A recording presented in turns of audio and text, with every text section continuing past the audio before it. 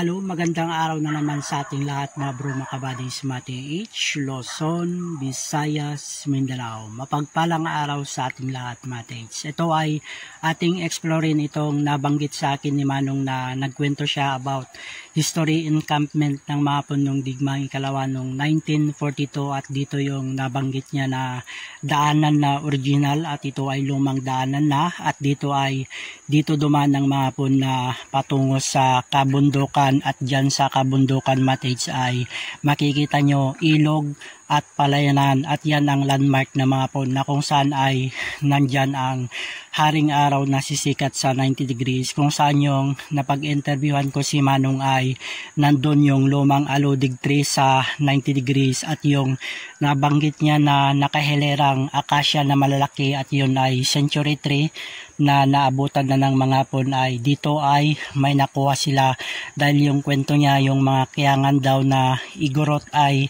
meron silang pinutol na napakalaking lumang punong akasya at doon ay meron daw butas yung ilalim ng akasya tree kaya nakuha nila yung spot niya doon sa loob ng akasya dahil pwedeng lagyan ng mga pon at taguan ng mga kayamanan na iniwan nila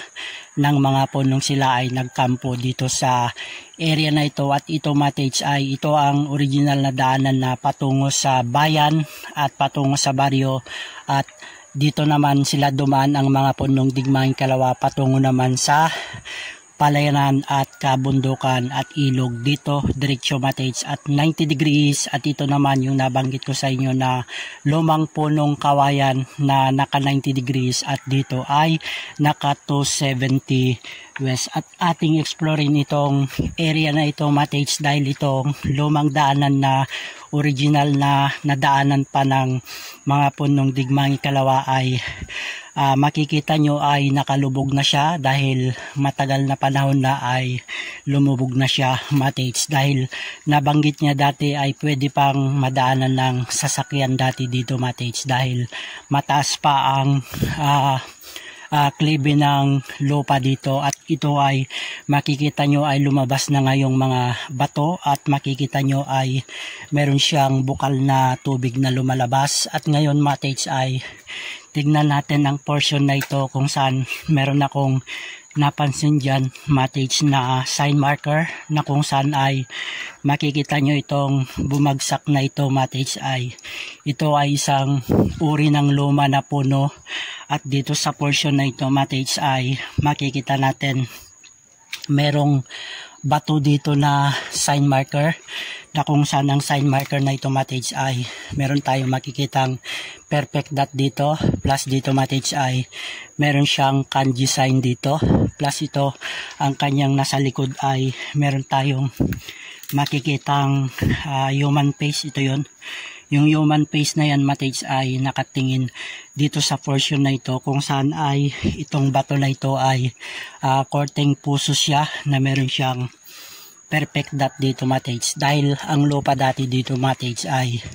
ang klibe niya ay dito pa dati ang klibe niya kaya sa tagal ng panahon ay lumubog na siya dito at ang coordinate nito Matage ay may pattern siya na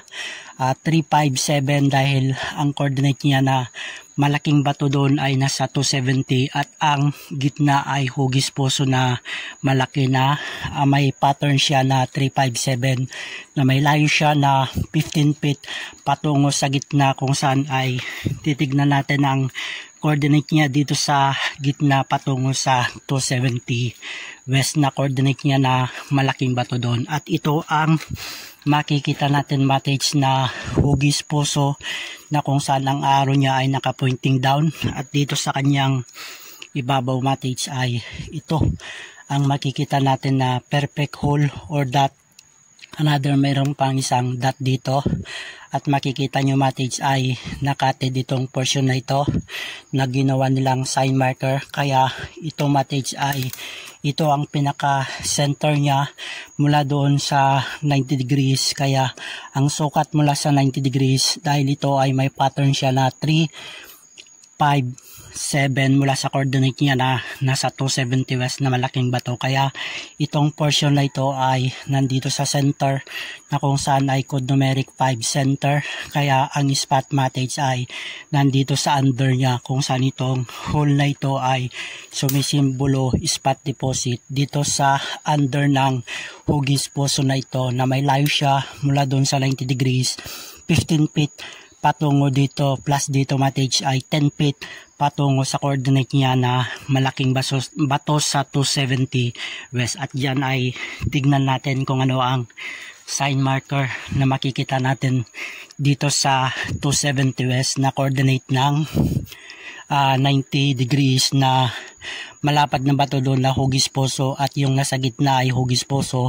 Mula dyan 10 feet patungo dito sa 270 west coordinate niya matage na makikita natin itong malaking bato na ito ay ang lupa niya dati matage ay ang klibe ng lupa ay dito. Kaya sa tagal ng panahon ay lumubog na siya dito matage at ito ay nadadaanan pa daw dati ng sasakyan. At ngayon ang tignan naman natin na sign marker niya matage ay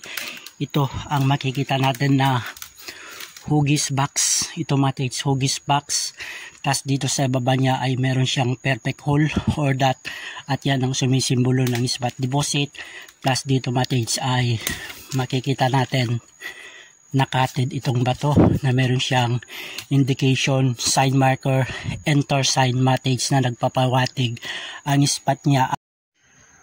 Hello mga matage, ang spot nito matage yung ating makikita na nandito sa alignment ng 270 west na 357 pattern siya mula doon sa 90 degrees at yung center ay itong puso at yung coordinate niya dito sa 270 west ay itong malaking bato na kung saan ay meron siyang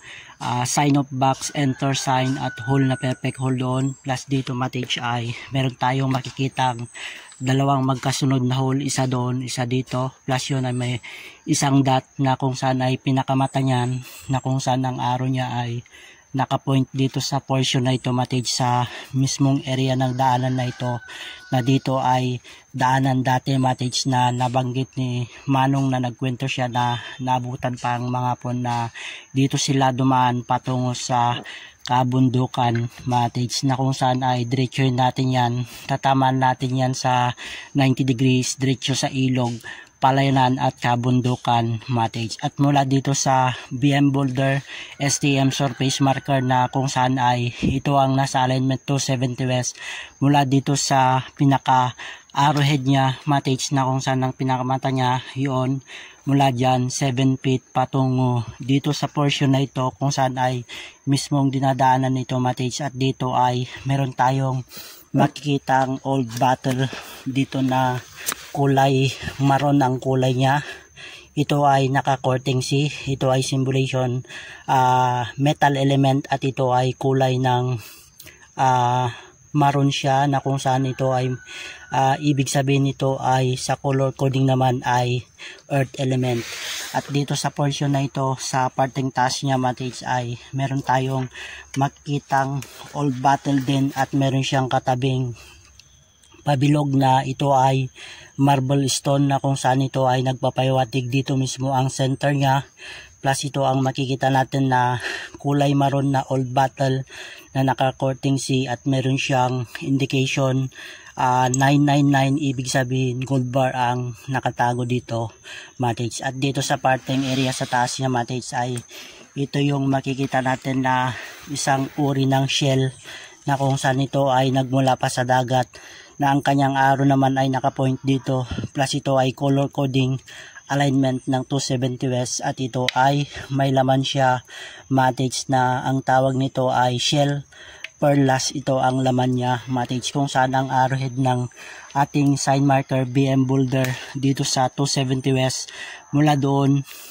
7 feet patungo dito sa portion na ito kung saan ang spot niya ay nandito. Kaya eksakto alignment ng 357 mula sa 90 degrees yung BM Boulder doon at yung nasa gitna yung hugis puso patungo dito sa coordinate niya na 270 west na malaking bato na ang kanyang arrowhead naman ay nakapoint dito Matage. Kaya nandito ang spot ng 270 west alignment. At sa lahat din na Matage natin dyan, napakagandang sharing na naman yung na-share ko sa inyo. Sana nawa lahat tayo ay magtagumpay Matage. More tiyaga lang, more power to all.